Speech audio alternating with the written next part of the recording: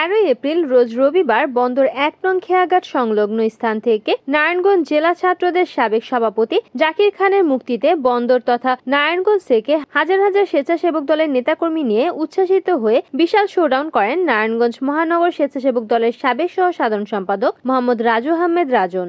এ সময় তিনি বলেন, আজকে আমার নেতা জাকির খান গণমানুষের নেতা, নারায়ণগঞ্জবাসী তার জন্য অপেক্ষা ছিল দীর্ঘ 17 বছর পরে কারাগার থেকে আমরা তাকে মুক্তি করে আনতে যাচ্ছি। আমরা অতি আনন্দিত, খুশি। নারায়ণগঞ্জবাসীর পক্ষ থেকে তারা অভিনন্দন ও শুভেচ্ছা জানাই এবং মহানগর স্বেচ্ছাসেবক দলের পক্ষ থেকে তাকে অভিনন্দন ও শুভেচ্ছা জানাই। যে নারায়ণগঞ্জ মহানগর স্বেচ্ছাসেবক দলের জিয়াউর রহমান জিয়া পক্ষ থেকে আমরা সবাইকে তাদের ধন্যবাদ জানাই। এ সময় উপস্থিত ছিলেন হাবিব, মোতালেব, আয়নাল, বাবুল, কালু, শাহিন ভুইয়া, মোহাম্মদ লিটন, সুমন দাস, সজল, ইমন, ইবু, ইসান, অপূর্ব সহ আর উপস্থিত ছিলেন স্বেচ্ছাসেবক দলের নেতাকর্মীরা।